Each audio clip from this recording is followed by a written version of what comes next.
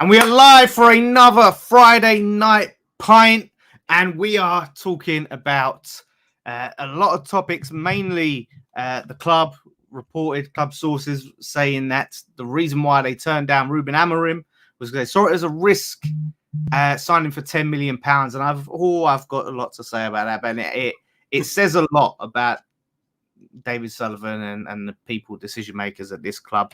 That's for damn sure. Nicky is supposed to be here. He has a forfeit to do. For those who don't know, because I don't think it was announced, I don't think it got revealed. Nicky lost again. He lost again badly. I don't know what he was thinking with his team, his fan team last week, because he didn't have anyone for the Arsenal Liverpool game. So he picked up his points in the games before that, the 3:00 kickoffs, and then he was capped, and the rest of us was picking up more points in the 5:30 kickoff, weren't we?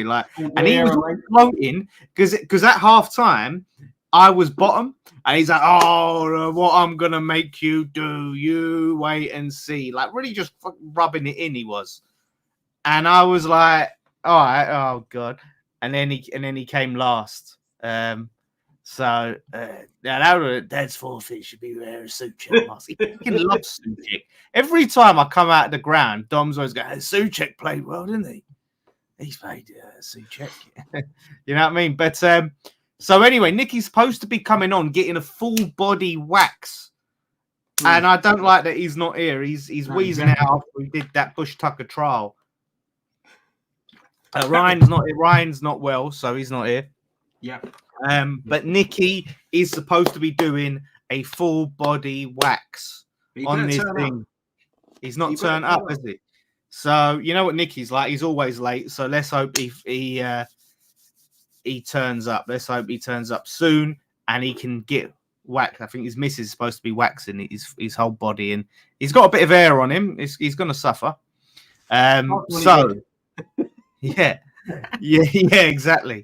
So let's wait and see. So like I said, this was reported by Sean Whetstone, who obviously has links to the club. He's very close ties with David Sullivan and things like that. And he's come out and said, this is what the source said about Ruben Amorim. He could be an amazing manager, but he has done it with one club in his own country. We all thought he was a big risk, as there was a £10 million compensation, which was a factor. Time will tell if we made a good or bad decision. Now, I just want to say, obviously, Steidton identified Amorim as a target. You know, what he went and done with Sporting, taking them back to the top, winning, was it 7 or something ridiculous amount of league titles in a row, you know, and took them back to the big time, and also, you know, plays a good brand of football, improves players, things like that. Anyway, all the great plaudits, right? And is now signed for Manchester United, and they're hyped about. My issue is that £10 million fee being a risk, because is paying £10 million for Ruben Amorim more of a risk than paying 20 odd million for Nicholas Füllkrug? Is paying 10 million for Ruben Amorim more of a risk than paying £25 million for Lewis Guillaume? You know what I mean? Every signing is a risk. You can't tell me that Lopetegui isn't a risk, because if he takes you down, then it's costing you more than 10 million. Do you know what I mean? And that's my Sullivan is not at West Ham anyway. I don't think he's ever done it his whole life. It's paid someone's contract out to sign. He always gets unemployed managers. Yeah. And if you're ambitious and you want the best, a lot of the times they're already working. You can't wait for people to be out of jobs. And this is the thing, mate. You summed it up there in perfectly when you say if you're ambitious. At the end of the day, like you said, that Dom said it in a comment. Football is all about risks. Every single signing you make is a risk. Every single manager you bring in is a risk, and that is just the Sullivan way. We could take a risk on this new upcoming manager. You know, he's put Sporting back at the top of Portuguese football. Or what we could do is get this Spanish manager who's unemployed. We'll go for him. You know, he's less of a risk. He is. You know, he He'd done all right with Wolves. He got sacked from Spain. He got sacked from Madrid. But he's unemployed. We ain't got to pay no money, so it's less of a risk because we'll save £10 million. Then go and buy a 31-year-old striker who's got a poor injury track record. Okay, it's a risk. But with the young Brazilian kid, we all know that's for next year. That's a long-term investment that they've put the money in to try and bring him in as a replacement for Kudus next season. We all know that's what that's all about. This is the thing. But like you said, mate, cheap alternative. He's so much of a risk that Man United are going for a risk. And as much as Ten Hag's been poor for Manchester United, still won them a trophy. Yeah. And this is the thing. You risk that £10 million, which, let's be honest, in modern day football isn't a lot of money. No. Right? Risk that £10 million. What happens if you risk it, he delivers a trophy?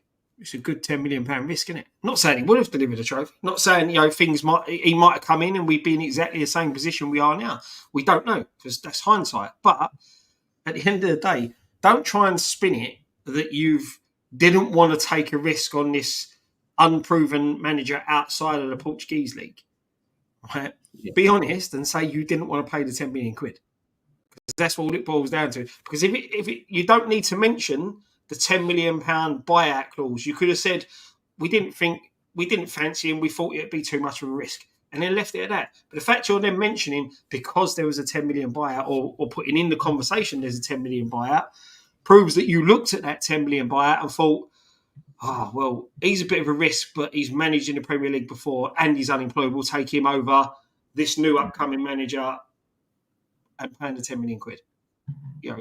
We're not stupid.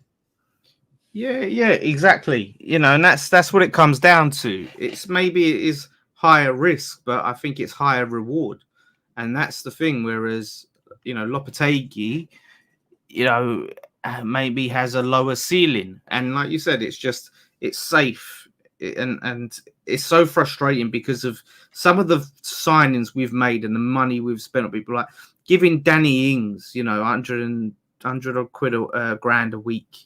Do you know what I mean? And a lengthy contract and all of that. Like we've taken risks with players all the time, but a manager or a coach, who is a massively important component of a team, we can't go and just show some ambition and go, right, he's what, like I think he's like 39 years old, so like a young up and coming hungry manager with new ideas. Like that's what this club needs. We've got a bloke in, and I'm not ageist at all, but I wanted a young hungry manager. He's like similar age to David Moyes. Yeah. So we haven't like gone and got a younger, hungrier manager. He's always been accused of playing a similar brand of football to Moyes, even though he's trying to evolve and play a better brand of football with West Ham, because that's what he was told to do. But it would be a much easier transition, with Amorim, I think, and it was good to see, when we was interviewing, it's like, okay, finally, we're going to do things differently. We're interviewing a guy that's in a job, he's doing a good job, yes, he's in the Portuguese league, but that doesn't mean that he's not going to be any good, because like Jose Mourinho came from the Portuguese league.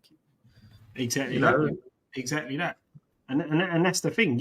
Sometimes you've got to take risks, and that's the thing. And it's one of them where it's just silly, because, like I said, we're taking a risk on every manager you bring in. Every manager, it might not work out. We've seen it. We took a risk on Pellegrini, it didn't work. We took a risk on Moyes at the start, and all right, he saved us. And then we went and took a risk on Pellegrini, it didn't work. We brought Moyes, taking a risk bringing Moyes back in, the firefighter type of manager to save your season. Okay, he went on to do well, and he went on to win a trophy. But it's just silly. And you look at people like Pochettino. When he went to Southampton, look what he done there. Who was he at before Southampton? I think he had one managerial job before Southampton. And he done really well with him. Then went to Spurs and got the Spurs job. And to be fair, okay, he didn't win a trophy, but he done well with him. He got them to the Champions League. Look at every Brighton coach. That risk on him. Yeah. You know, all the Brighton coaches, you know, when you look at it from Potter to De Zerbi, now the new guy who's like in his early 30s, you know, all of them, by Sullivan's definition, are huge risks. Obviously, you know, I can't remember if I don't think any of them they did pay him out their contract, but at the same time, none of them were proven. And what it shows is a club that has a good structure that's well run, and then has a good ID for coaches. You know what I mean? It's less of a risk because they just come in and they slot in where the previous guy set up. We need that structure, but we also need to identify a good coach that we can build that structure with. And I don't know whether Lopetegui is that guy. I think Lopetegui potentially is like a transition maybe between from Moyes to that manager who is going to be that guy. But if someone is like a Amorim type manager who's, you know, very up and coming at the moment, is available, then go for it. Like, just go for it. Because if he goes and does well for Man United now, it's going to be like Duran, and that's what I meant. It's going to be like you just every time they fucking win a game, play great football, smash a team, you should be hit in the face of it of like what could have been. Yeah, the thing is, mate, when you sit there and look at the squad Manchester United's got, you know, they've got some good players in there. I don't think they've really got. Have they got what you could say is any world class players? I wouldn't say Casemiro in his prime. Prime, but he's not in his prime anymore. Fernandes. Rashford when he turns up. Yeah, Rashford when he turns up is unplayable, but that's when he turns up.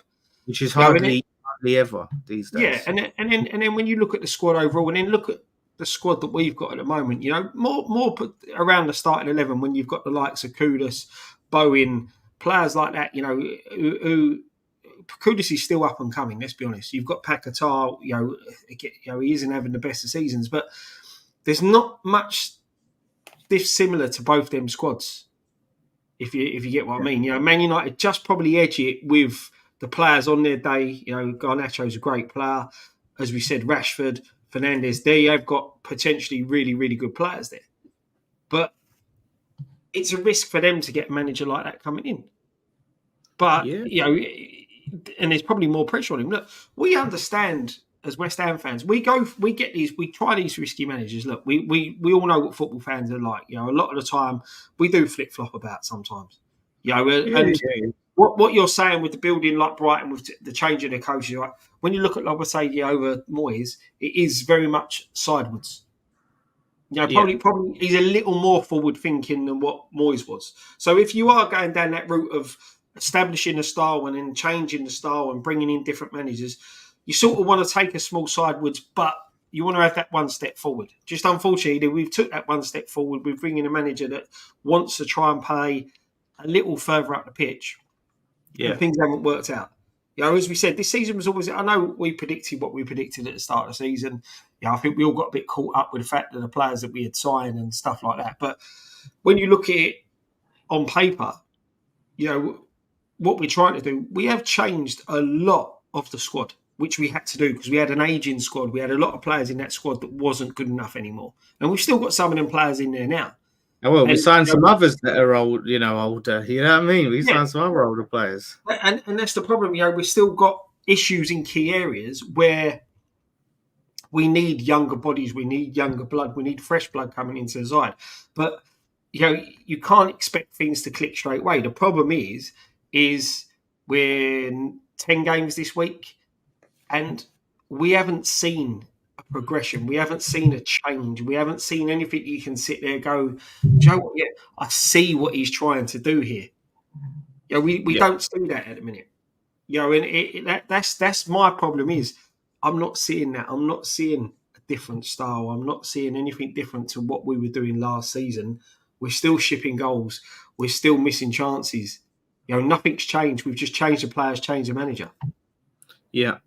I'm going to move myself here because I've realised I'm looking. So it's like I'm looking at it. Yeah, you're right. And the thing is, I think if we did get an Amorim or someone exciting that the fans were inspired by it, and it did start maybe as slow as it has been, I think there'd be a lot more patience from fans. I think fans would go with it a little bit more because it's like, okay, look, this is a new new managers, and we're completely changing from Moyes, new project. People would be behind it more. But where it's Lopetegui and no one was, I didn't see any fans getting excited about Lopetegui, even the ones that was like, oh, okay, we'll see how he does, and people, there's no one going, oh yeah, like Lopetegui, like this is it, like, and so because he was far from anyone's first choice, people are less likely to get behind him, less likely to give him that time and patience because people didn't really want him that much in the first place. So it is hard. I mean, I've been really trying to stick by him and all of that and give him a fair crack. But there is a little thing in the back of your mind, like, I didn't really want this geezer, like, and it's looking ropey at the moment, and so I think that's the harder thing for when we wanted like a new project. Steidten, he has his detractors, but we've got someone proper doing the football business now. And this is all the people that shit on Steidten. Would you rather go back to David Sullivan, choosing our signings, doing the deals, getting them over the line? Like, that's the thing. So we're progressing in that way, but we just need the coaching staff to be on point. That's the key to have the full thing. That's the thing, mate, isn't it? It is. It's just getting the package right. And like you said, we're starting to see what Steidten's trying to install with the players coming in and that type of thing. And as I said, it's always hard because I still feel like he has to do everything with one arm tied behind his back because he's still got to deal with Sullivan, as Sullivan is the majority shareholder and still runs the football club. But and you see it every transfer window. You still see the Sullivan involvement, the differing on signings, the differing on paying the monies, the correct monies.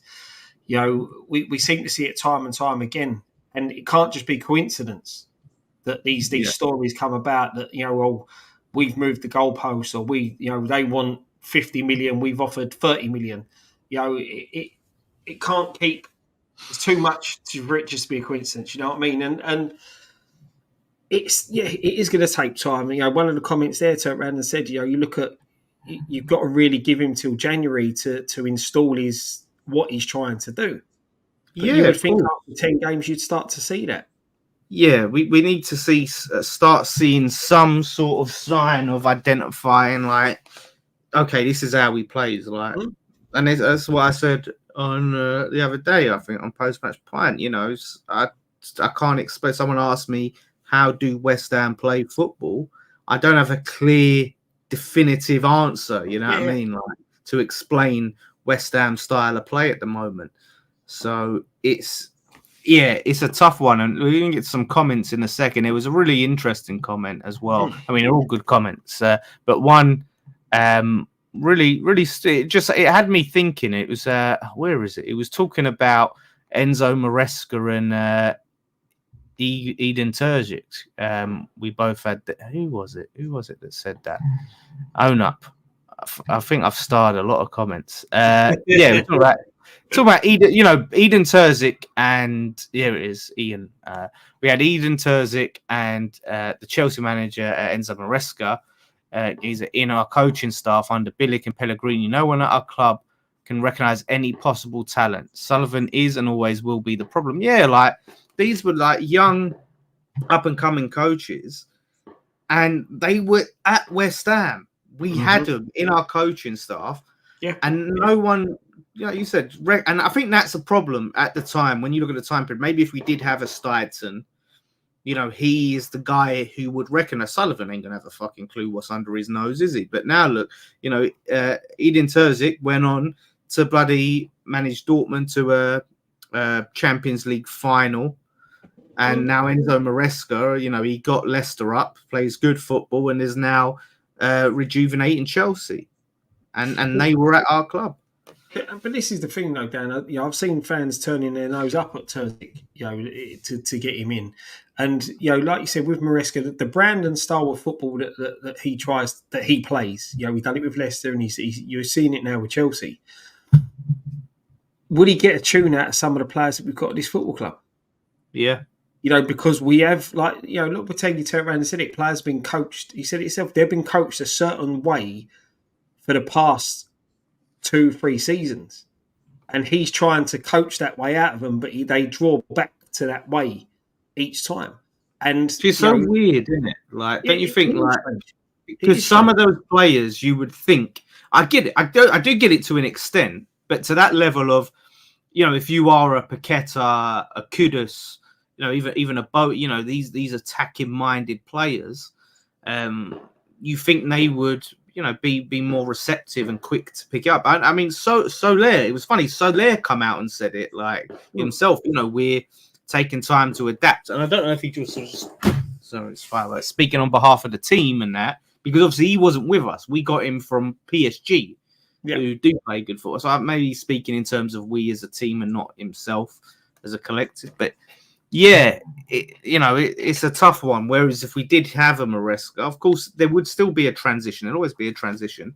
But he is someone that is attack-minded. Like I said, Terzic, he done a really, really good job at Dortmund. Managed a higher level.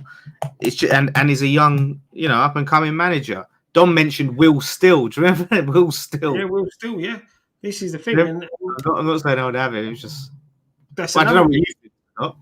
Will Still. I don't know what's happened to him. I think is he still there?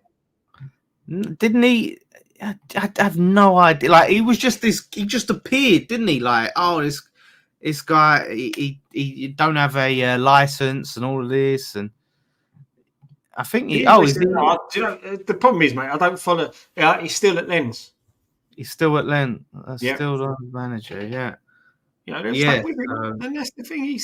Sometimes you get that. Sometimes coaches, managers come in, they hit the ground running, and they're a breath of fresh air for the football clubs, the leagues that they go into.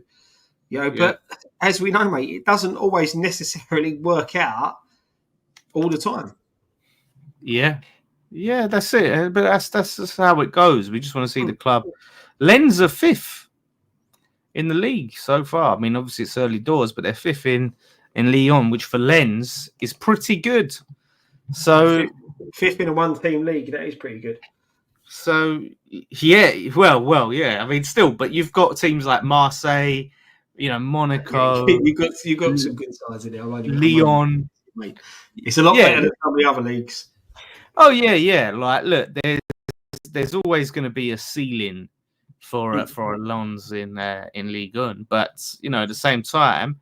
I mean, look, if he wins the fucking league, then everyone will be after him. But just getting in them, challenging for the top 4 in there is decent for a team like Lens, Lons. That's the thing, mate, and that's what you want to see, consistency. Like, going again with our expectations as fans of what we expect from the football club.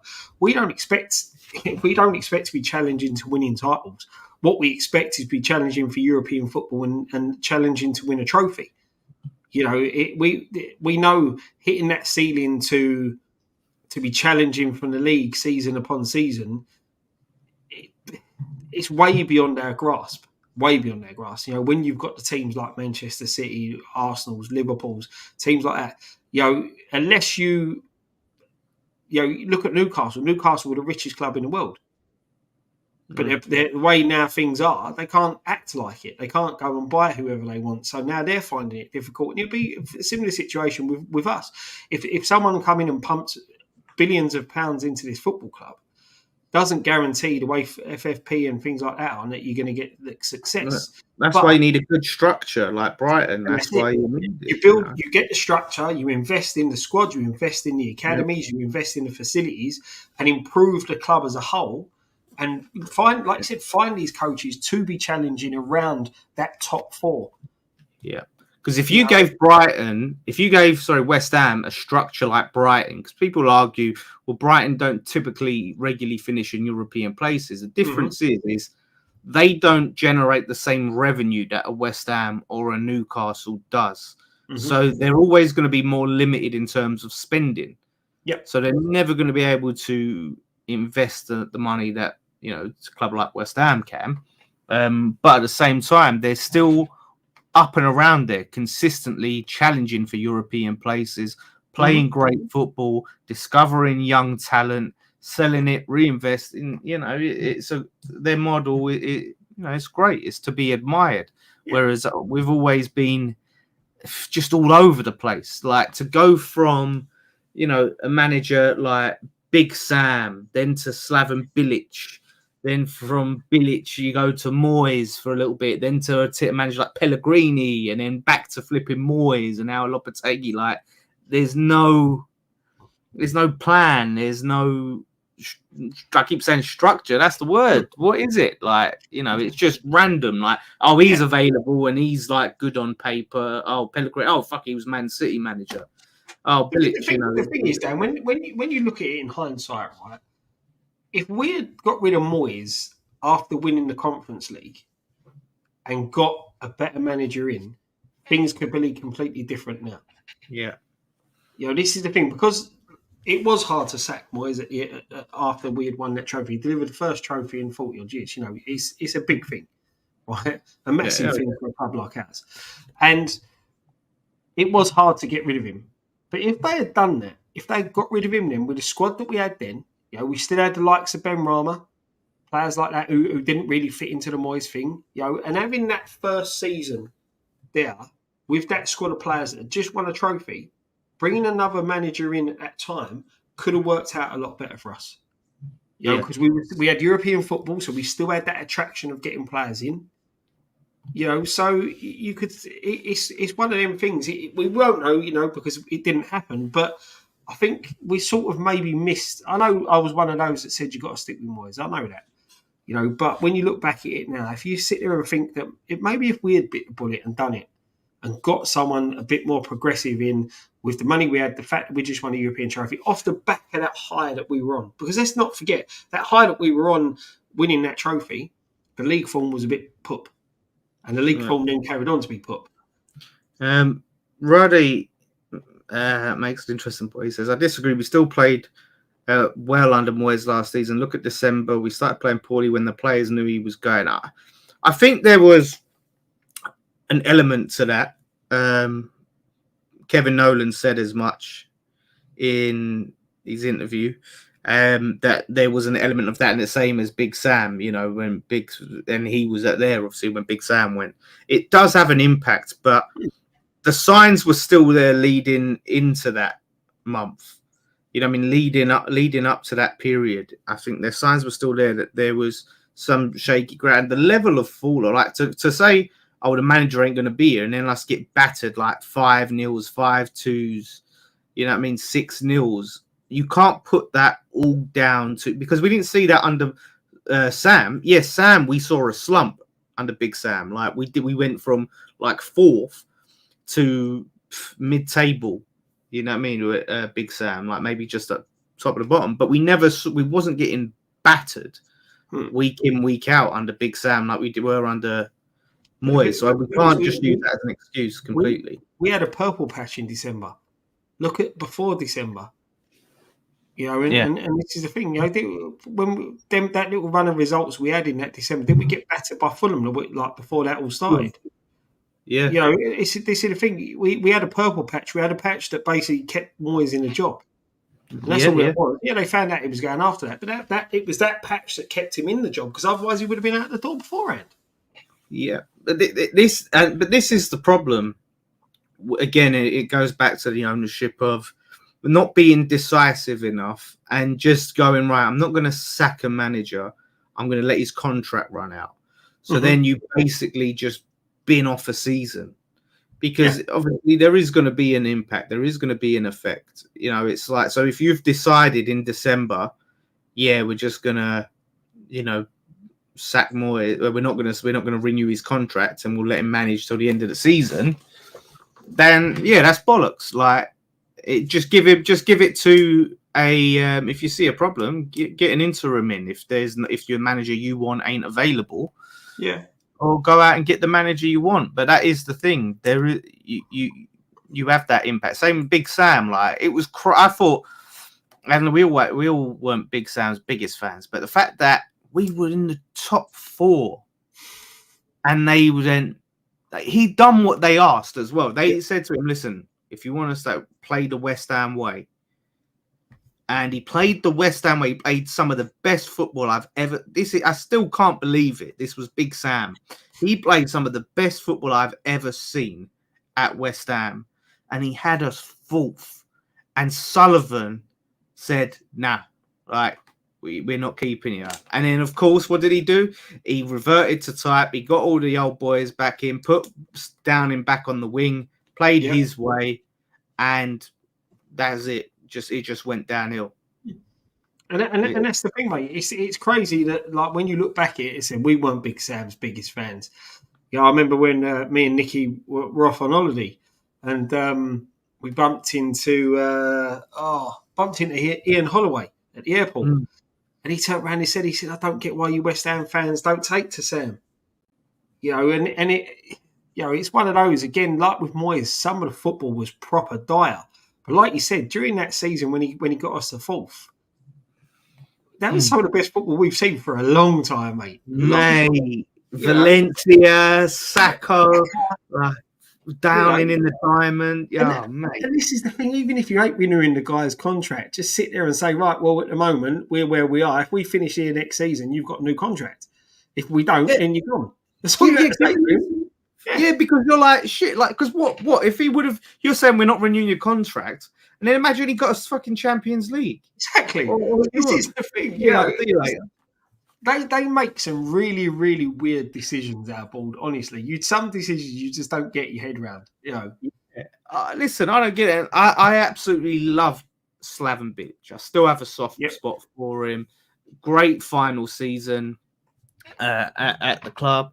But, in hindsight, now looking back, even at the time, you think, fucking hell, like, we're playing brilliant football and we're up there in the league in the top four.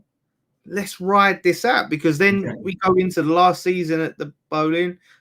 Maybe there was a fault of the last season that because Sam ain't a fan's favourite, they didn't want that negativity around him as a person, his personality, and he kind of he did it himself. He shot himself in the foot a lot of the times with his comments and the cup in the ears and all of that. And he should have just been a little bit more PR friendly. That was Sam, wasn't it? That's the way you saw it with Big Sam. When we won, it was all in. When we lost, it was all the players. That was just Big Sam. That was the way he was. He's never been any different. And Moyes was very similar. Moyes was very similar to it all. Yeah. But the thing is, the difference between Moyes and Sam. Sam played brilliant football, and that before he went out, like it was mental. It weren't like just counter. It was swashbuckling football. That's what it was. And the thing is, right, if we go back to then, right, when they laid off Sam and got rid of Sam at the end, and then Bilic comes in, Bilic was a risk. Yeah, it was. It was. Yeah, okay. He managed Croatia, knocked England out, but he was managing. We got him from the Turkish league. The Turkish league, for God's sake. Yep. And that's the thing. They took a risk there, but don't want to take a risk on. Yeah, obviously the difference is Bilic was nowhere near our first choice. I went for like Klopp and fucking like a few other. We worked their way down, crossing them off as they rejected us. That's what it basically is. But it's just madness. It's just madness. Yeah, I don't know what this means, Dan. You're fishing, mate. What do you mean? What? Honestly, some great memory. It just shows you how their club is run. Matt Powell, didn't we play a few million for Avram Grant? I really can't remember, to be honest. I've tried to block out that whole era of West Ham out of my mind. So a lot of people saying the same, about Sullivan. He's no ambition, he's cheap, basically. Risk always outweighs potential. A lot of similar things. This is a straight. Mark says we bought Gillam for the championship. I never really agree with these. We buy this player for the championship for the most part. Like, people they're adamant that we signed Hugill for the championship, which blows my mind because Hugill's track record at the time was not even good in the championship. His goal scoring record was, because like you look at it, was bang average in League One. It was bang average. And we paid, was it 10, 12 million for him, something like that? That was Moyes helping out Preston, mate. That's what that was. Yeah, well, I think his brother was working there. His brother was like, honestly. Yeah. That's the biggest case of money laundering ever, I reckon. Yeah. One, mate. Yeah, exactly. Like, this is what I'm saying. Like, people say we sign him for like, there are so many much better players we probably could have signed for less for the championship than spending 10 mil on flipping Jordan Hugill with like 11 goals in League One or whatever he had. It was absolutely mental. I remember Preston fans were laughing when we signed him. Oh yeah, honestly, they really was. I remember when we signed him, and I did it's on YouTube somewhere. I did a reaction to it, like, and I was like, "What the fuck is this?" And people were like, "Going mad at me, get behind him, give him a chance." Like, I've got to give my opinion. In my opinion, this is a shocking signing, and I've been vindicated. So yeah, right. But we're gonna get someone's arrived. Let's get to the fan bit. Forfeit. Nicky's in the background. I don't know what's going on there.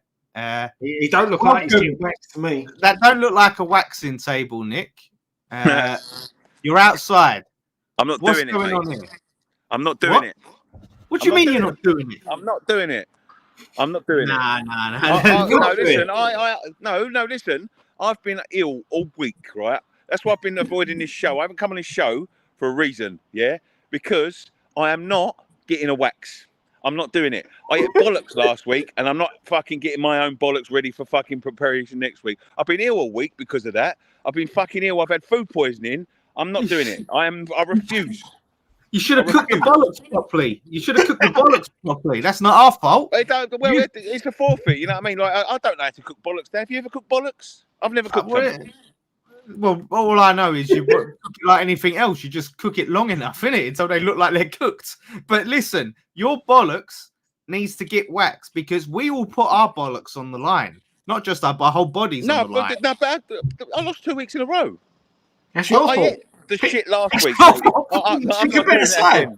Pick a better side. I'm not doing it. There's nothing you can say that's going to convince me to do it. Anyone in the chat sympathising with Nicky? No one. Miss Hammerit's giving a sarcastic, where's the violin, Nicky? Come on. I'm not doing it. I'm not doing it. You are not getting me on a waxing table. No way. Nah. Well, listen, we'll see about that because this is absolutely outrageous. Shocking, mate. This is shocking. You had to go and sing. Yep. I am the one and only, and embarrass yourself like that. And I've seen footage of me last week with people have sent me screenshots with a whole bollock in my mouth. Like, like a screenshot like that. Yeah. Well, listen, that's what happens when you lose. Your team, Nick, was ridiculous. I don't know how it happened. I was top at one point. Yeah, but like an idiot, you left players out of the 5:30 kickoff. You put all your eggs at 3 o'clock. And when we've still got points to get, your game's over at the end of the 3 o'clock games. We've still got more points to get in the later games. I'm still not doing it. How are you going to make me do it? What are you going to do? There's nothing you can do to make me do it. Fanteam are watching this. And I mean, while you've been going on, I've been in communicado with Fanteam. Who DM'd me and said, if you don't do it, we don't get paid. So what that would have mean, Nick, if we don't get paid, you would have ate a bollock for nothing. You would have ate a bollock for. Do you want to have eaten a bollock for nothing, Nick?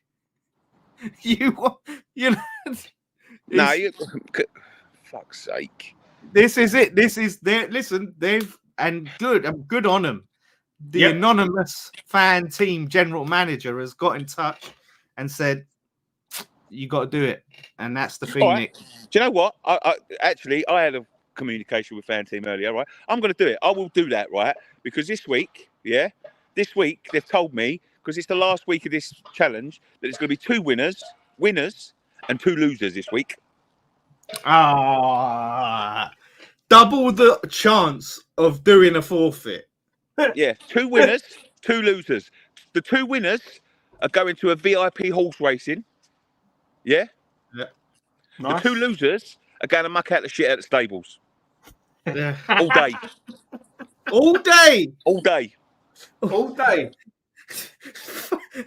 the fuck? You're going to go. So basically, what you're saying is, if you lose, Even if you don't lose, you're definitely going to get your bollocks waxed next week. Yeah.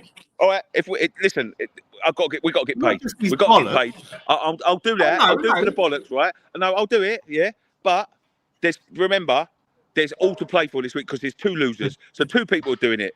Yes. So Okay. the chances of somebody that ain't already done a forfeit is just gone up. Right, Yeah. do you know Lawless. what? All right. I'm All right. up for this. Right, I'm up for this just because the fact that Nicky's going to get a full waxed while shoveling out shit. I'll tell you, right? I'll tell you. I'm not going to no studio though. My wife's going to do it. Yeah. Okay.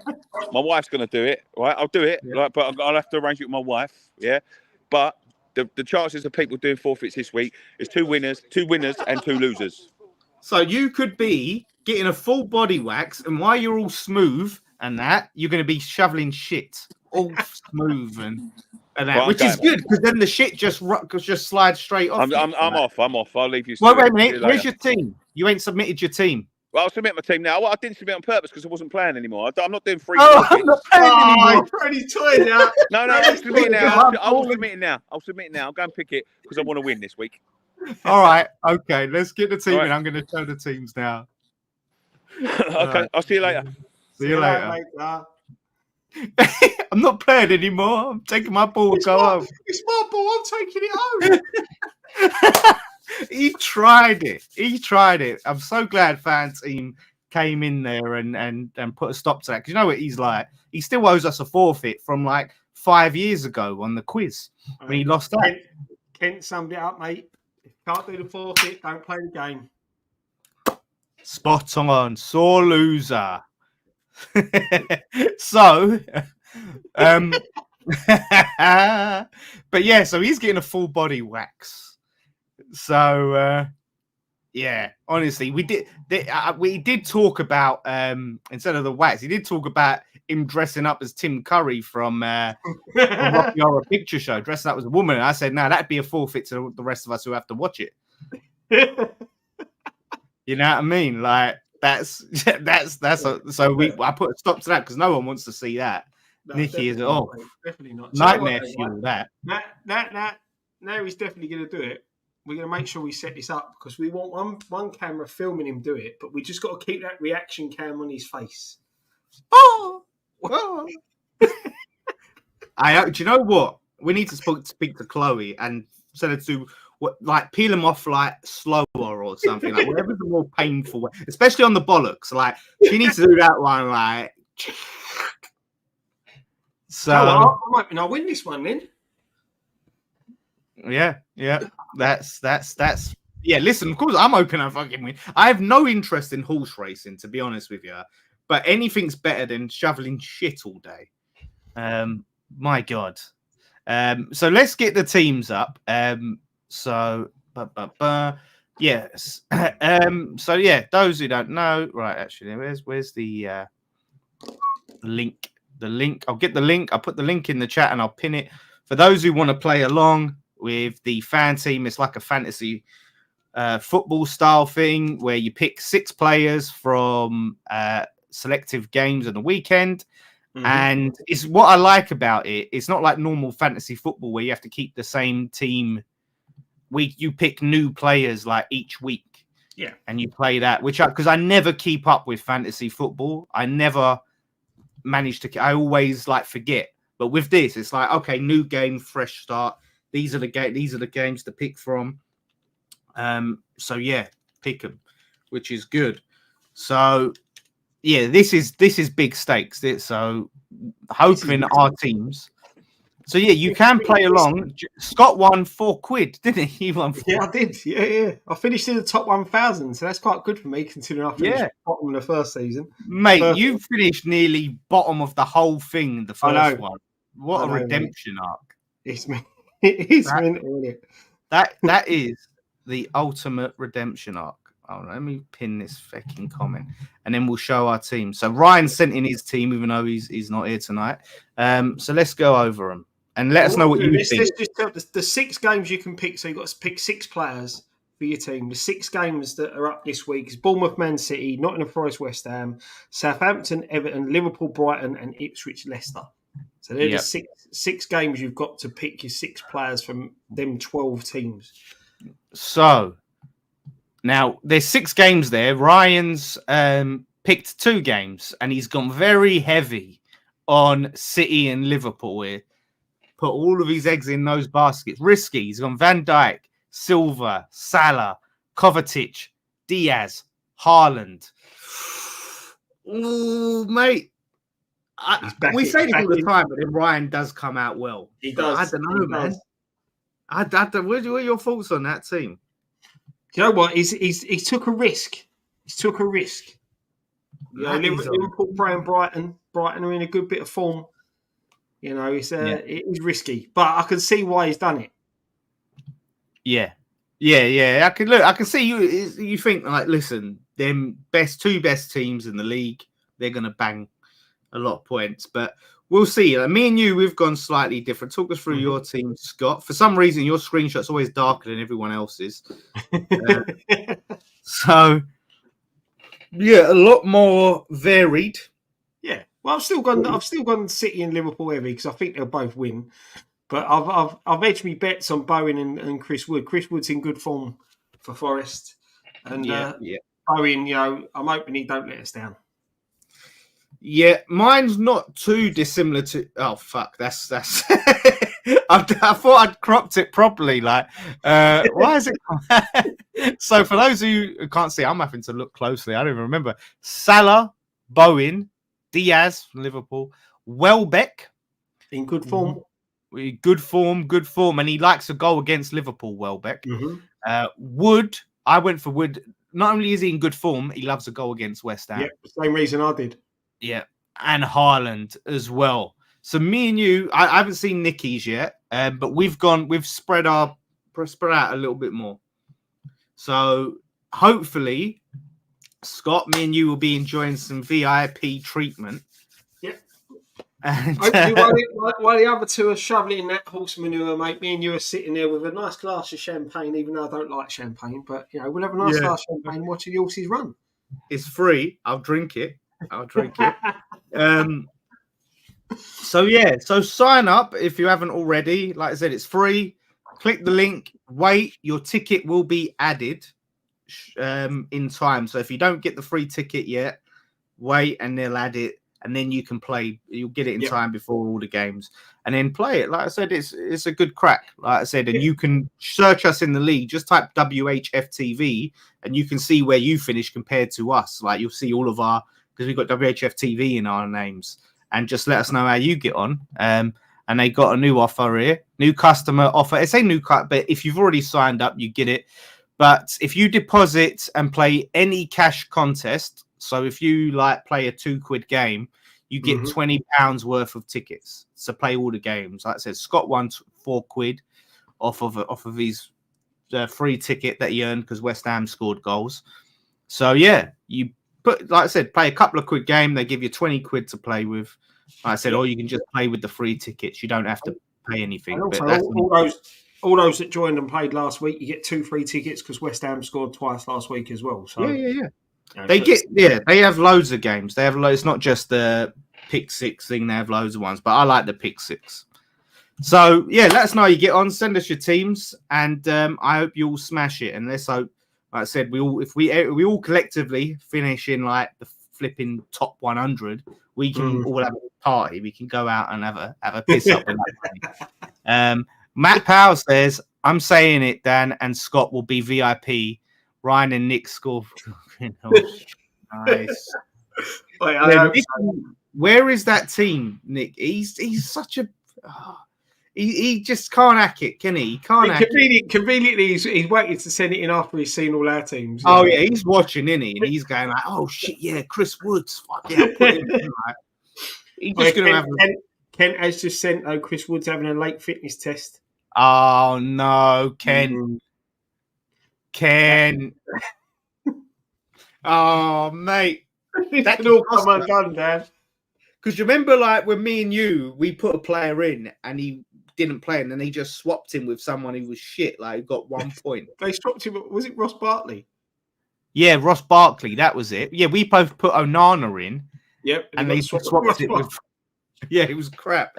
That's like when you order from Tesco's online and they go, oh, yeah, we haven't got this loaf of bread is a packet of fucking Bourbons. Do you know what I mean? Like, it's yeah. So yeah, play along with us, and we'll have some good fun. And I'll put Nicky's team up when we get it.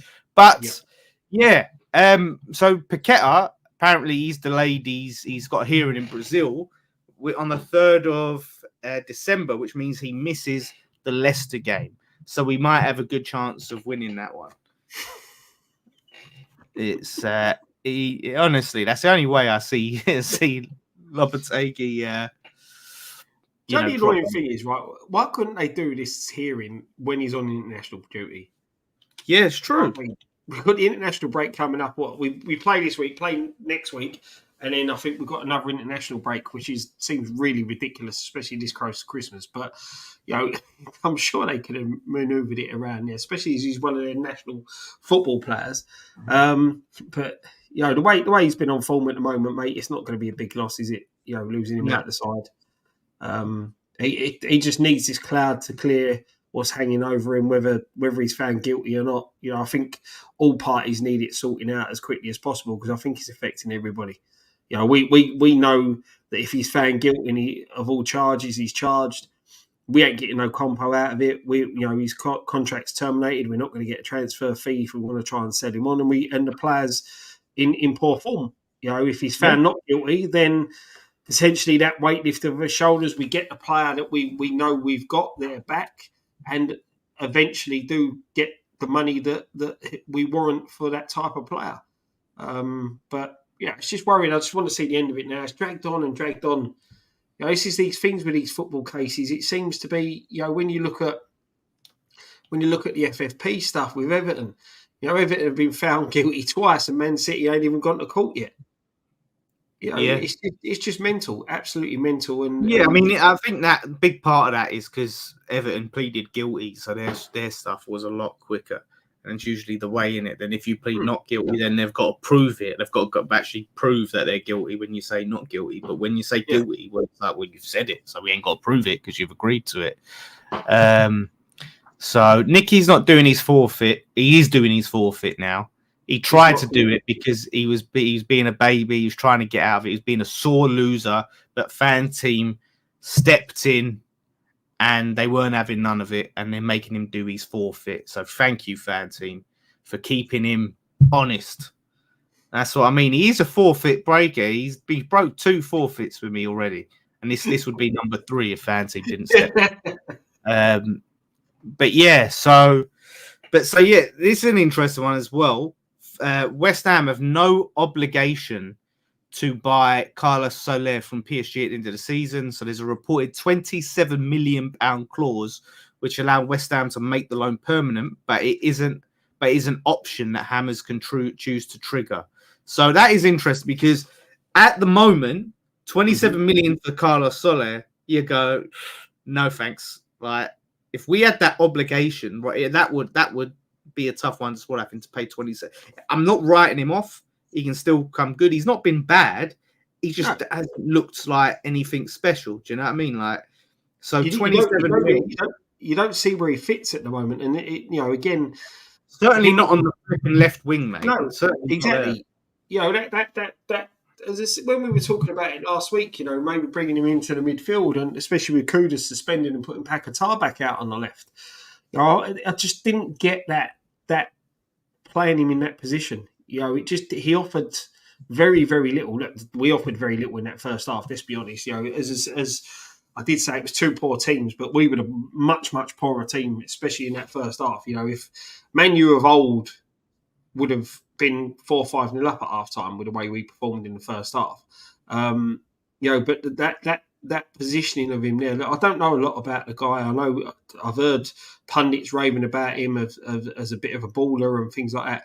I've not seen it yet, but then I've not seen a lot from a lot of the players in the West Ham shirts this season, so it's hard to judge. Yeah, but as I said, I don't think that he's the answer playing out on that left. We know what the answer playing out on that left is because we saw that in the second half.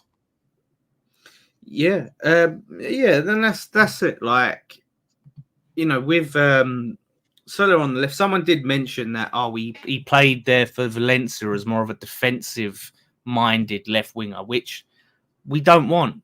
Do you know what I mean? We don't want a left winger that's going to be more defensive, and you could kind of see it in his game because he wasn't really, getting down the bar. Like he was sort of just passing it on to Emerson and sitting back. And letting Emerson just overlap, but not really making any runs himself, not really creating anything, not really taking players on or putting in crosses. Anything that we want from our left winger, he wasn't doing it. And then Somerville came on, boom, night and day. But yeah, at the moment, mate, 27 million, you're not paying that, right? You wouldn't. No, you haven't seen enough from him to warrant paying that sort of fee for him, even though 27 million in the modern game isn't a huge amount of money, but you can't justify that on the performances that you've seen so far. Yeah, still 27 million. That player needs to make an impact, and they need to still be in the starting 11. I think at if West Ham are paying 27 million. What do we pay for Somerville? Yeah, what did we pay for Somerville? That's I can't remember. That's what I was asking. I can't remember. I'm sure it's a similar fee. I'm sure it was around that. I'm sure it was similar, 20 odd mil. So if you're looking at Somerville in that, if you're looking at Somerville in the same bracket as Soler, that you've got to sign a player at the end of the season, and he's going to cost you 27 million. What you've seen from Somerville, so we paid 25. So what you've seen from Somerville at the moment, you can sit there and say, well, yeah, if he carries on the form that he's in at the moment, we're going to see that's a bargain, 27 million. But as I said, contrast the way Soler's performed, you're not seeing that at the moment. It's hard because we need right this season. We need Soler for the position that he's supposed to play, which is centre midfield.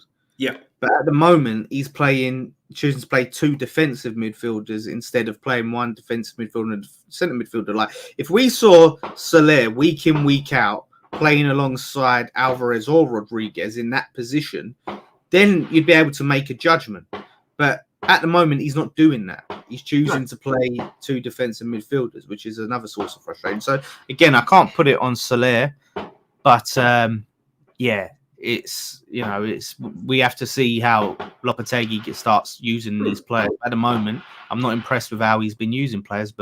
And based off that, 27 mil, no thank you. Which is good that we only got it. We didn't get an obligation. This is an interesting one. Actually, no, I'll get to this one. Matt's question. Have you, Dan and Scott, you heard we are after Lookman from Atalanta, which is interesting because I think he got nominated for a Ballon d'Or. Yeah. I think he was he's an ex-Fulham player, wasn't he? He was the one that took that terrible penalty against us. Yeah. That was, But he's been, Atalanta have been good. He's been doing really well. I'm starting to see in transfer rumours today, and it's like, Jesus, freaking just started November. It's like, do you know what I mean? Playing Christmas songs in October, like, leave it out. The thing is, with Lookman, he done all right at Fulham. He's gone to Atlanta doing really, really well there. Cheers, Miss Amaret. He's doing well there. He's got that experience of the Premier League. I know it's been in sides that weren't great. I don't know why I read this as Hammerette saying later bozos. Like I was like, fucking hell, Miss Hammerette. Jesus. Drinks, a few sherries. That's my bad. But he's got Premier League experience. That would be less of a risk bringing him in. So, it could be interesting. I see the Chilwell one. No, thank you. No way. Injury. I'll take the player without the injuries. Yes, 100%. Listen, brilliant if we could get Chilwell injury-free. But that's like signing Reece James. Reece James is brilliant if we could sign him, but he's a sick note. Yep. So no, thank you. We don't need that at the club. We've had too many sick notes over the years. Yeah, I'm tired of it. We need to stay away. But yeah, Lookman did play for Everton as well. I mean, it's good if we are identifying these players now, but I don't really want to be hearing about. I don't take nothing into it because we're nowhere near the transfer window. So at the moment, it's all noise, but it's football talk, so we got to talk about it. And then Where was the? I don't know why I've just forgotten how to use StreamYard today. If AC Milan offered more than we paid for Alvarez, would you let him go and find a replacement 6? It depends how much more, innit? What did we pay for Alvarez? Was it 20 odd, wasn't it? 20 odd? I thought it was like 30 odd mil. Listen, I could be wrong, but it depends. Like if it's like 5 mil more, then no. Like if it was significant, then yes. You know, The form that he is in a minute, the fact that he is a walking yellow card. Look, I like Alvarez. I like the way he plays. You know, so he is a good player. He is what we need, something to try and steal up that midfield a bit. You know, but again, he hasn't started the season in brilliant form, and the fact that he is a walking booking / red card most of the time. If we could find a decent replacement, yeah, of course, you've got to take the money. But it's finding that replacement. You need that replacement in. The last thing we need to be doing is selling midfielders. Yeah. You know, we ain't got many, and the ones we have got are non-existent most games at the moment. Anyway, midfield is the biggest issue at the moment. Exactly. Yeah. But the only problem I have with Alvarez is he's really good defensive, but he's almost just too defensive. Like where he drops in is almost like a third centre back at times, and this is where it comes to the balance, because maybe if you did have someone that was really good going forward next to him, then it balances it out a bit. But I would like just a little bit more from him in terms of like going forward, in terms of passing and distribution, just a little bit more. See, I'm different to you, Dan. Right? I was having this conversation with my mate who supports Chelsea in work the other day, right? And we're looking at the fact that we've got such big holes in our midfield, you know. And he was talking about who's the lad from Brighton at Chelsea side? Is it Caicedo? Caicedo, yeah. Who they signed as a holding midfielder. And in that first season that he was at Chelsea, he looked awful. Now he's starting to come into his own, playing in that holding midfield role. And with Alvarez, the way he plays, I keep saying this, you know, you see it more from Rodriguez. I thought Rodriguez had a good game against United. You know, even in the first half, I thought he was one of our better players, and he was in there on his own in that first half. You don't want your holding midfielder going forward. You don't want your holding midfielder running up. Don't, but you want to be able to make good passes, Scott. You want to be able to. The whole job of a holding midfielder, Dan, is to win the ball, is to break up the play and give. But once they do that, then what have they got to do once they win the ball, Scott? But they give the ball to the ball playing players. Yeah, you know, the greatest defensive midfielders, right, that ever played were not known for running the ball forward. Were not known for going and scoring goals. They were known for breaking up the play and giving it to the players to go and play. The way we want to play with Emerson down the left and Wan-Bissaka down the right, which you saw are more of a five-man midfield with them getting forward. You need a player like Alvarez to work like a crab, to cover them players, but also slot in as a third centre half, because then you're adding fluidity to the side. You're starting as a 4 at the back, but you're pushing Emerson and Wan-Bissaka forward. He then slots into the 3, which gives you the 3 centre-backs. Yeah, but if you look how we had with Rice, and Rice he's great defensively and average going forward, but he's better than Alvarez going forward, because what he can do is he can drive with the ball.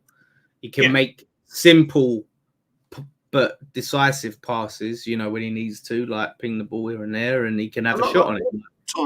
Torre used to drive forward with the ball.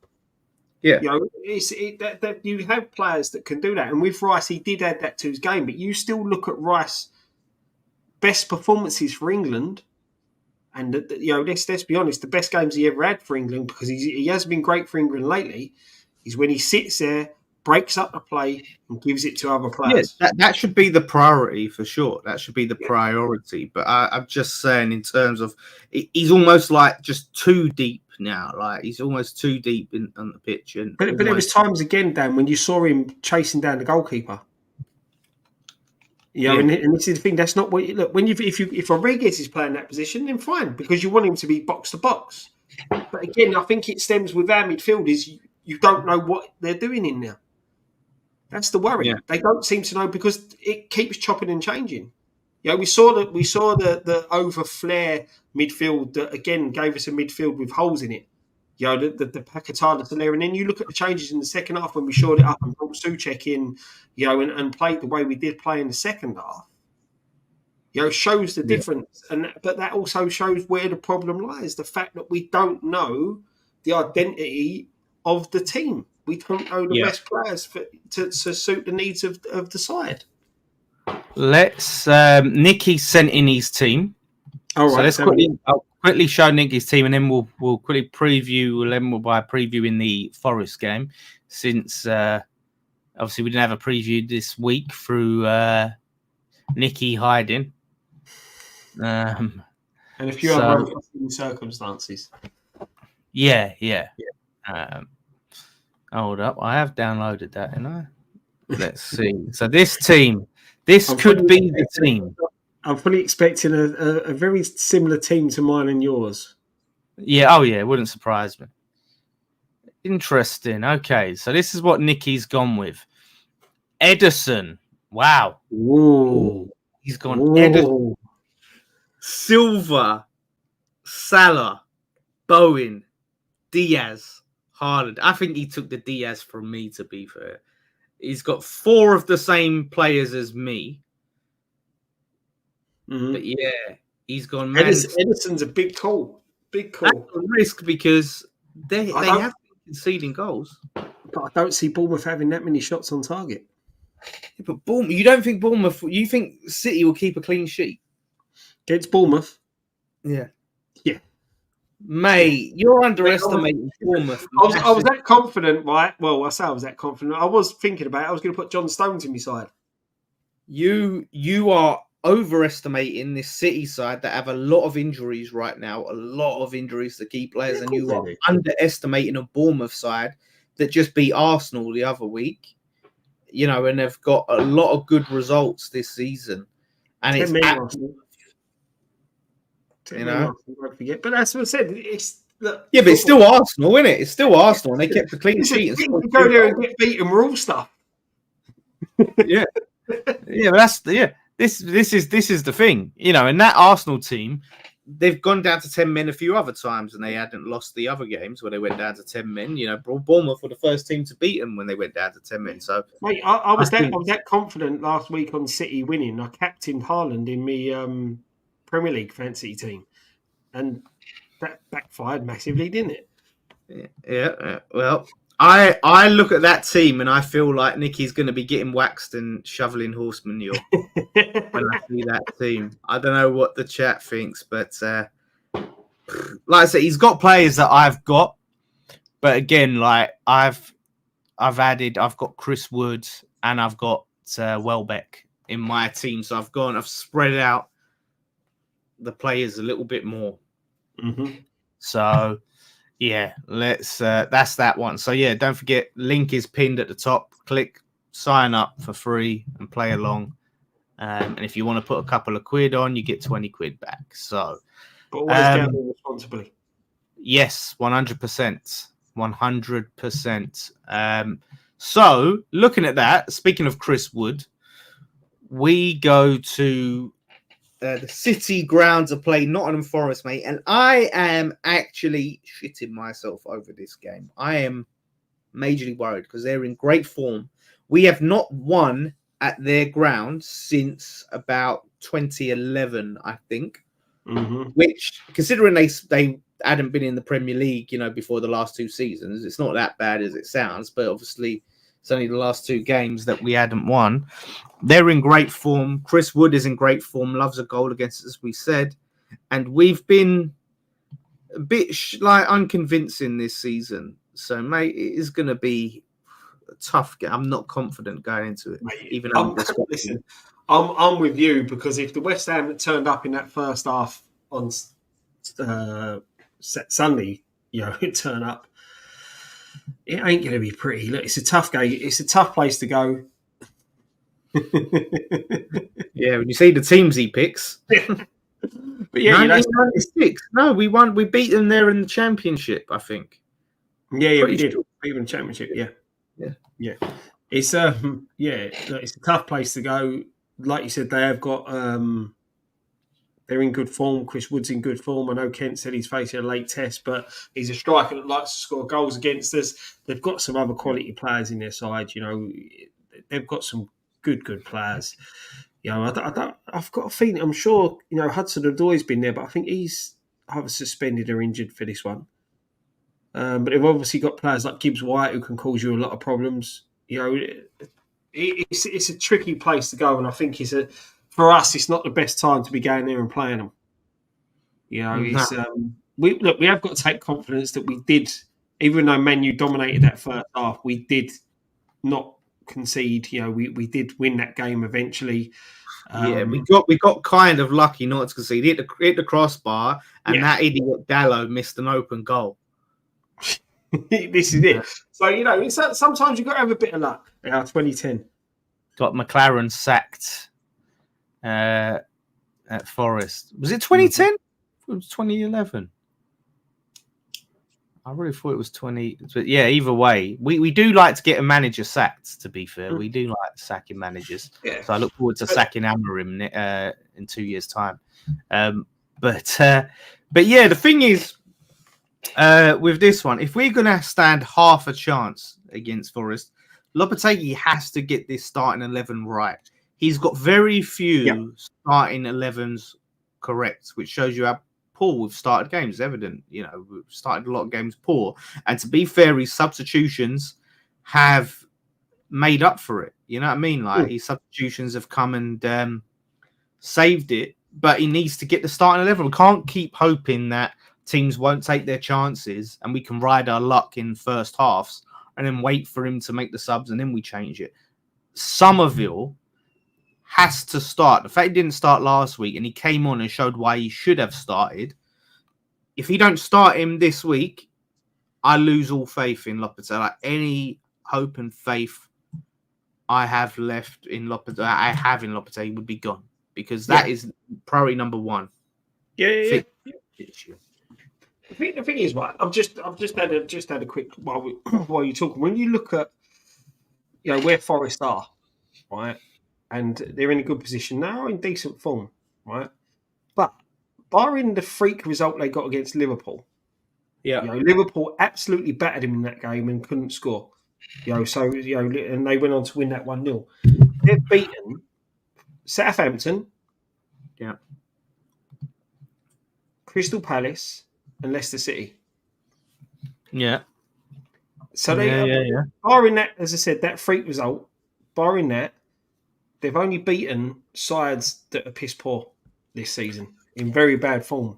So, we are one of them sides that's in quite bad form.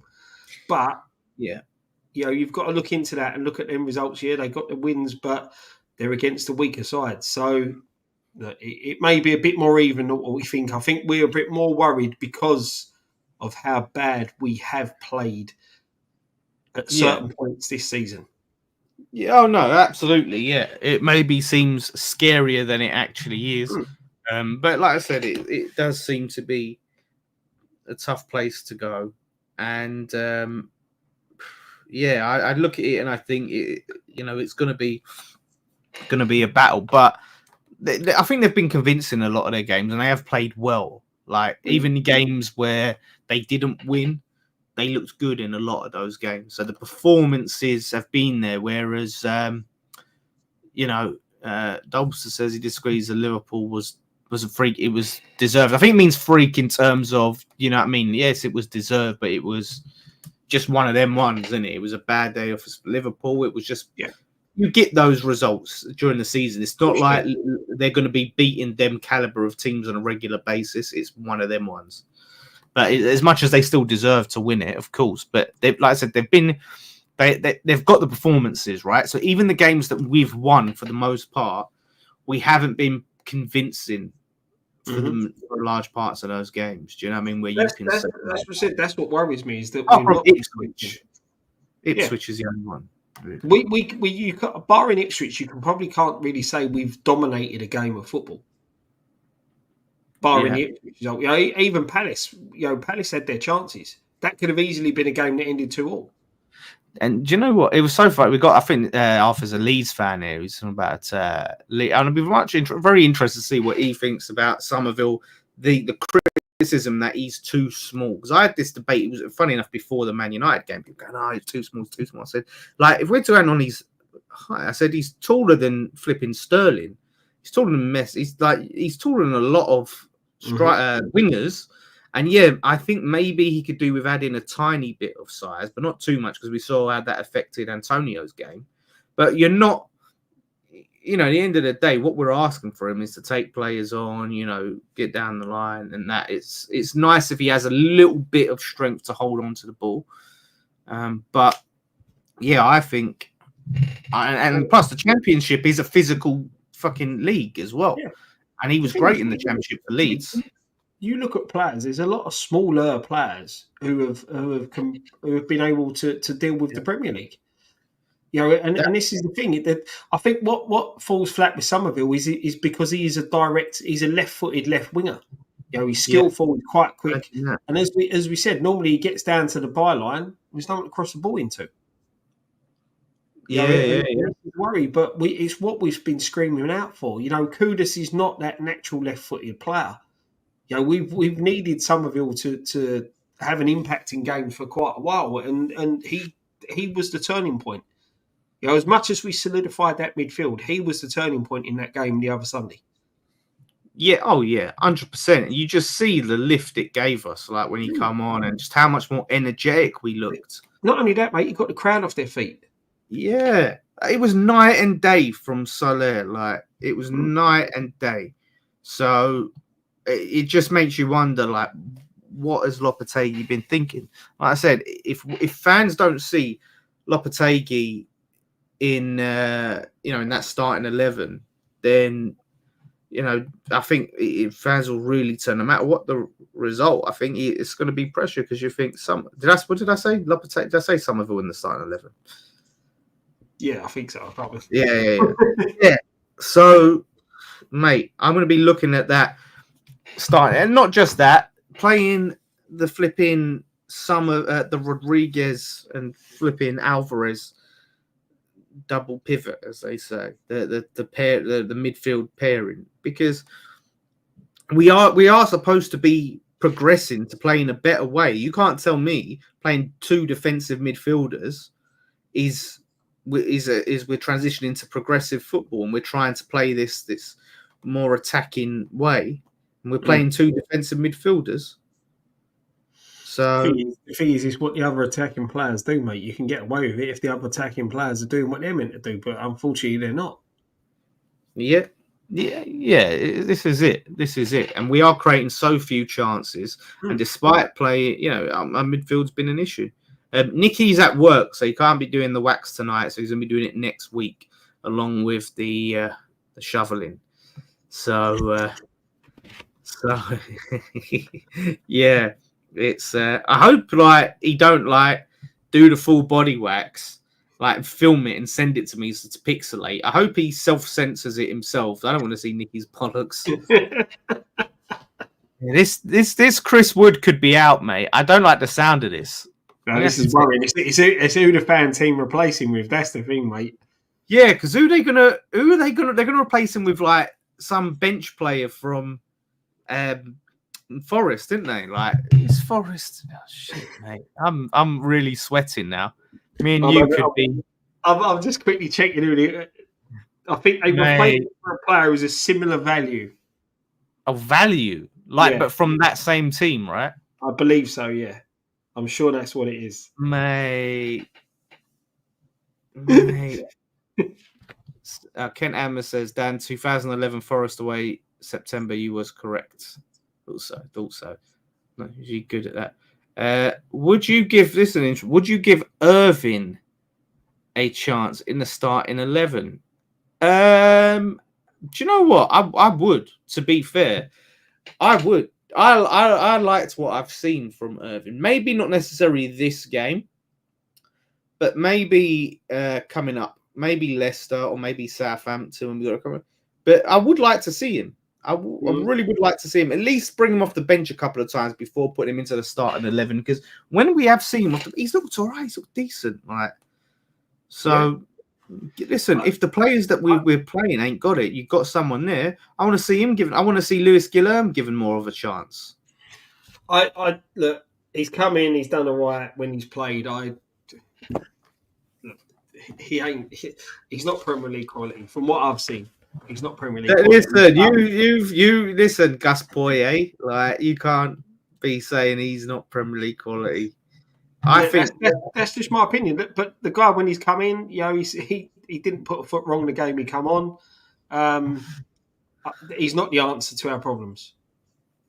Yeah. Well, like I said, I think he deserves a chance. And like I said, when you've got players, the players that you're picking aren't doing it, then why not give one of these players a chance? Because sometimes you need someone to be a breath of fresh air and come in and change the side. But I don't think he's the answer. Yeah, he's gonna be the. It was Matt Powell says that if we sack Lopetegui, would you take Ten Hag? Nah, like I don't know, man. The way you went about things at Man United. If it was the after Ajax, then yes, but he didn't apply the Ajax style of play to Man United. He didn't play this attacking brand of football. His signings, which they eventually took off him, and he would be taken off him, but his signings were awful. Signing Anthony for 70 odd mil, over signing Kudus for half the price. When he managed both players, it was shocking. He just really hard to justify, and he could go to another club and do great, and maybe a club like a step down like West Ham. Be good. Yeah, it's a tough one, mate, because he is a good manager, but again, the criticism he got from Man United, like you said, he brought in players that didn't work out. He overplayed for players that didn't work out, but he delivered Man United a trophy. Don't forget, people thought Dawson wasn't Premier League quality when we signed him. Well, I thought Dawson was Premier League quality. It was Nicky who jumped on that bandwagon. Well, let's see. But yeah, just rounding up that Forest game then. With all that said, so apparently our Nii is the backup striker. Mate. Don't know anything about him. Can't say anything, mate. Can't say anything. Yeah, exactly. That don't mean anything to me. For fuck's sake. Please. Has he scored this season? Because if he's still looking for his first goal and he does play, that's a good shout. It could be, it could work out quite well for us. I'm gonna message I'm gonna message the Forest guys I know and find out from them.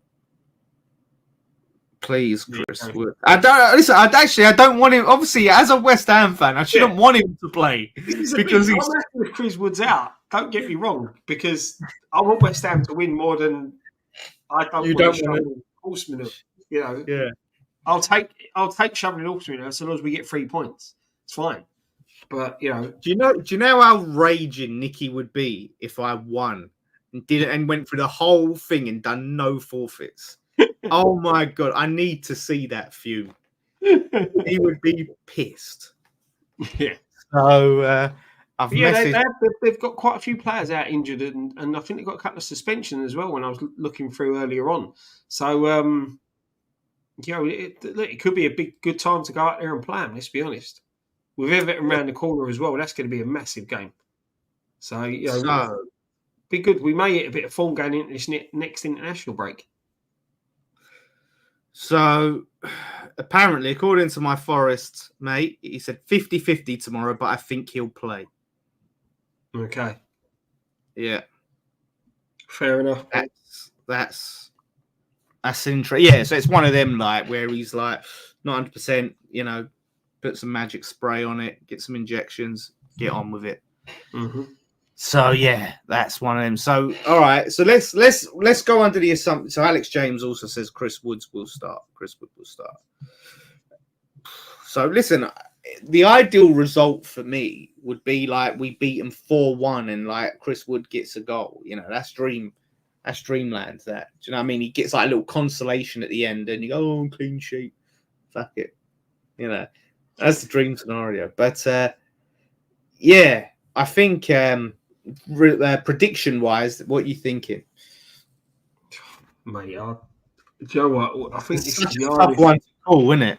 Yeah, this is the hardest season to predict what we're going to do. Because it's hard enough as it is normally. I think it's even worse because I said you don't know what West Ham side you're getting and what we'll go for.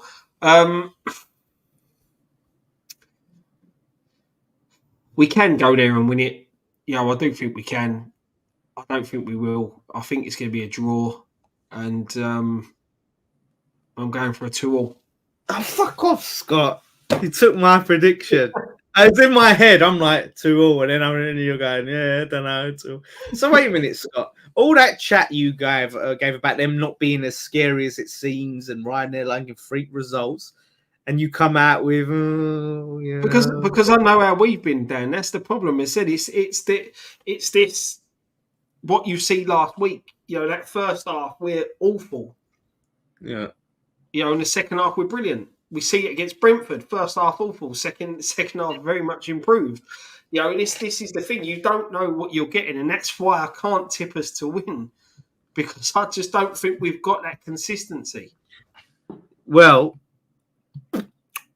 you're right. I think, you make some good points there, but I'm going to go on the basis of Marky Boy says we ain't scoring 2. I'm going to say 2-1 on the basis of, okay, the normal team that Lopetegui has been putting out ain't scoring 2, right? Mm-hmm. This team set up correctly with Somerville on the wing, we're scoring 2 and we're doing 2-1. Obviously, Chris Wood's going to get a goal, and then maybe Bowen and Somerville. That would be. There's so much Leeds chat. So there's a Leeds fan going, "Oh, Leeds, brilliant," and there's someone going, "I wish we were playing Leeds. It's an easy win." There's like pro League 2-0, 3. Forget about 2 goals. Patrick has a scoring 3. And do you know what? I can almost see Antonio scoring. That's another player who let Nicky down in his fan team. Mate, I know. Ryan was messaging me earlier, and he was undecided whether to pick Antonio or Bowen in his team. So Antonio, you Antonio, should have told him to put Antonio in. Why didn't you tell him to put Antonio in? Former Forest player. Yeah, he could score against his own club. This is the thing with Antonio. He's going to give us a very inconsistent performance. Like he will have those crap games, but he'll pop up every once in a while. With a key goal. Yeah. This season, a decent performance. So Matt going for a score fest, 4-3 West Ham. Jeez, Chris Wood hat trick. Oh, hey, if he scores a hat trick, it don't matter what happens in any other game. Me and you are set. Like I'd say, listen, 4-3-4. Bowen, double, Somerville, and Antonio. Mate, I'll take that all day. I'll take that all day, mate. Like, listen. Nice, good 3 points, an entertaining game, and I've got plenty of points from Wood and Bowen. Yeah. Well, yeah, don't forget, because 2 goals from Bowen and then 3 goals from Wood. Mate, me and you could be looking at earning some serious dough. Like, never mind not doing the forfeit, we could win the whole flipping table.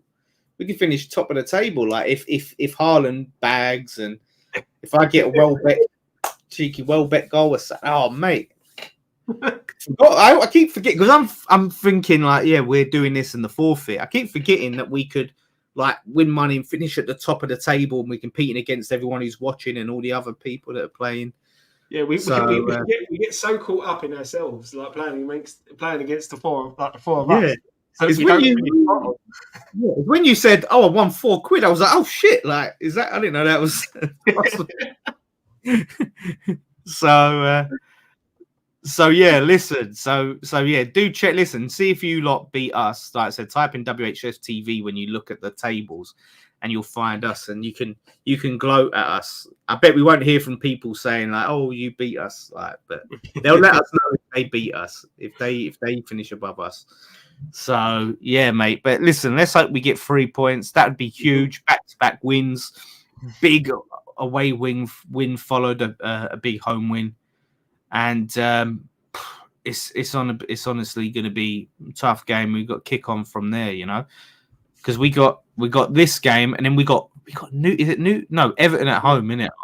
Yeah. So So yeah, I was gonna go for Dwight McNeil, you know, but it had him as a doubt. 50-50. Yeah. Yeah, and I was like, I can't risk it, but because he's been in decent form and they're playing Southampton, so I was like, yeah, like Everton will do well against Southampton, but I didn't have enough faith in their other players, so I was like, oh, fuck. But hopefully he's missing for the other game. Oh wow, Yeah. Gyökeres hat trick. That's another player we were in for. That Victor Gyökeres. Now everyone's in for him. Yeah, that's another player there. That what could have been? It's always just West Ham, isn't it? It's always what could be. It is, mate. It is. Yeah. So anyway, mate, really good show. Enjoyed it. Right. Nicky tried to get away with it and not do his forfeit. Fanteam put a stop to it. And Nicky next week will be getting waxed and potentially will be getting shoveling horse manure. So we will find out again. Like if you want to find out who has lost and who's won the forfeit, you just type in FTV and all of our names will come up and you can see who finished top and who finished bottom. So if you don't want to wait for the announcement on the preview, you can just after the game finish tomorrow, type that in on the Fanteam site or the app, and then you can find out who's going to Chelmsford horse racing and who's shoveling horse manure tomorrow. So check that out. But yeah, so Nicky and Ryan are going up there. So look out for all the fan cams and all of that jazz and all the good stuff. So and have a great weekend, and we'll see you all on the next one. One thing left to say. Come on, you Irons.